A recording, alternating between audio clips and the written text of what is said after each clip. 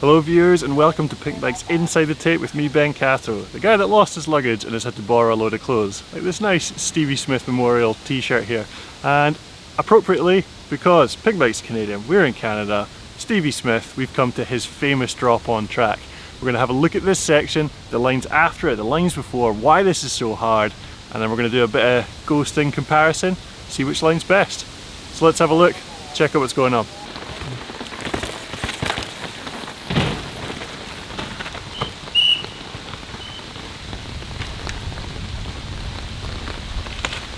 Ooh.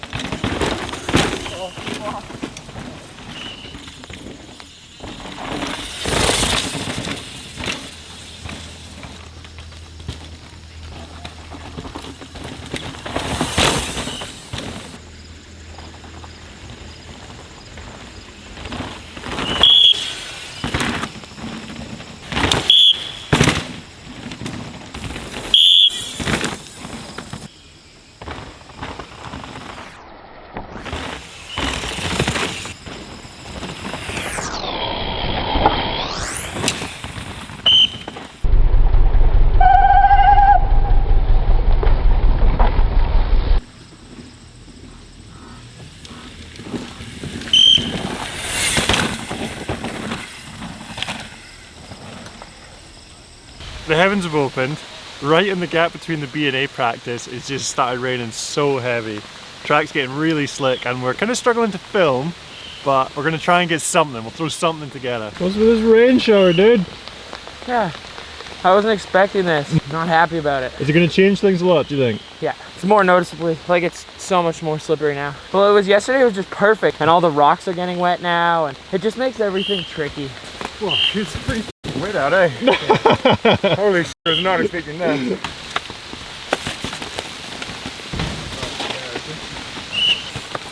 Oh, can't flip it.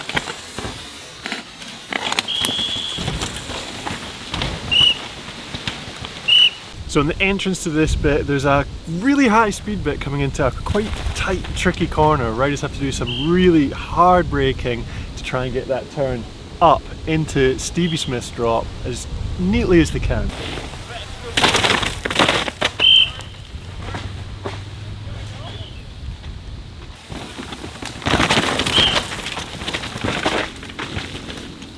It's a hard one because it's really uphill. You do not want to stall in this turn.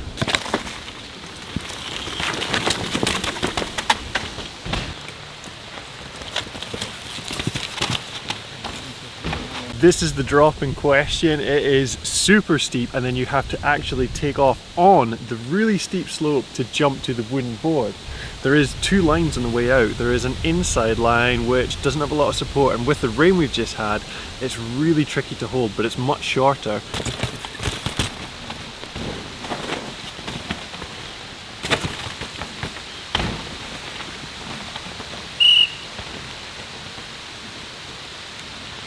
And there's an outside line over there which is super supportive and it's consistent, so you know it's going to be good. It's a bit longer though. Let's look at that next bit. Just after that steep bit and the two line choices, we've then got this rocky section which has two lines as well. And if you were to look at it just from a top down view, you'd think the inside on the left, you'd think that has to be quicker because it's so much shorter, but what it's hard to see is the size of the compression when you come off the drop. It's a much bigger drop, harsher compression, but it is shorter. The wide line, it's nice and smooth. Well, sorry, not smooth, but it's smoother.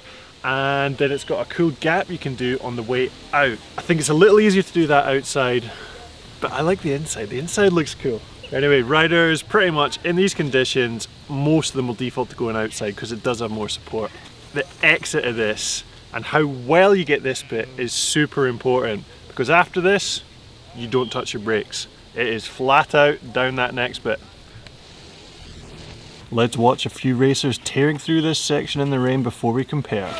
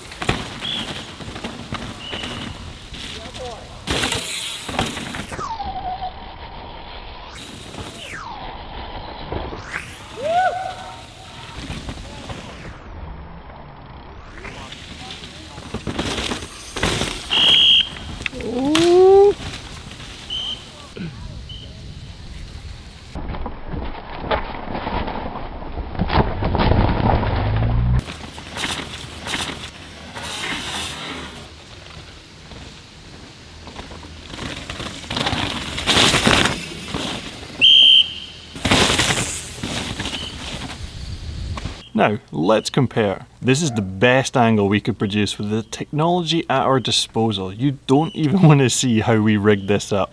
Anyway, what's going to be the hot ticket? Longer distance but higher average speed, or shorter distance with slightly lower speed? Or maybe it's just going to be the line that carries the most speed down the straight afterwards. Let's find out. Let us begin with the two most common variations of each line. Finn Isles selects the most popular option, going all the way round and gapping the compression. Fastest man in qualifying, Danny Hart, goes for the much shorter inside to compression gap. Who's going to take it? They both drop down Stevie Smith's wall, and immediately Danny has a bike length on Finn. Finn heads round the outside while Danny pulls another bike length on him. Finn is more composed before the next turn, rails it, and uses all the track, giving him more exit speed. Finn is catching up, but it's not quite enough, with Danny taking it by only 0.07 of a second. Inside wins this round. Let's have the same lines again, but done slightly faster. Charlie Harrison is getting his money's worth, spinning up his odometer on that wide line. Nico Mullally opts for pure efficiency, saving the gas on that direct inside. Will we have the same result this time? They both float off the drop, and Charlie attacks that first turn, almost staying level with Nico. Nico's not done yet though, and pulls a bike length on the next turn, but here comes Charlie, absolutely slaying that turn before the straight. He's carrying a lot more speed and pulls away to take it by 0.31 of a second. Outside wins this time. I don't know what to think now. Best watch another. Let's see a couple of inside variations with Loic Bruni saying, "Screw the gaps, I'm just going to munch through with my powerful thighs," and Laurie Greenland pulling like a champ and gapping into the hole that everyone else is trying to miss. Gap or plough, let's see what works. So obviously things are much closer over Stevie's drop, and the first change comes when Laurie slows down to prepare for the gap. Loic ploughs ahead while Laurie racks up some air miles. Loic hooks the next rut while Laurie insides it and lets it run wide. Will this give him more speed to catch up? Not quite, with Loic taking this run by 0.31 of a second. The exit speed out of that final turn seems to be the crucial factor here. Let's have the two fastest, Charlie Harrison on the outside and Loic Bruni on the inside. For the last time, they send it down Stevie's sender, and Loic sneaks down in front of Charlie. Loic has a healthy lead going into that crucial turn, but here comes Charlie again, absolutely railing that turn, catching and passing Bruni down that next straight. Charlie takes it all the way to the finish, taking it by 0.16 of a second. So, outside wins during this little hour-long window of rain. The reason I say that is because that crucial rut became very hard after the rain, In the dry, you could come off the inside and no brake that turn without really thinking. Given that the inside line was faster up until that turn, that means that the outside is faster in the wet and the inside should be faster in the dry. Easy. So that's going to do it for this section. We were proper battling against the elements to try and film this, so hopefully we managed to piece together something that illustrates what lines work and how people are going to tackle it on the race. My camera lady is currently shaking violently with a cold, so we're going to get out of here and get this video done. So that is it for Pinkbike's Inside the Tape from me, Ben Cathro, and camera operator Tina McKenzie there. I hope you enjoyed. Stay tuned for the next episode, which is going to be in Snowshoe next weekend. And don't forget, watch the race. If you're in a country where they're actually showing it, it is on this Sunday. So yeah, tune into that and see what lines these guys are taking. Guys and gals. Excellent. See you next time. How's that prime tripodless setup getting on? Okay so far.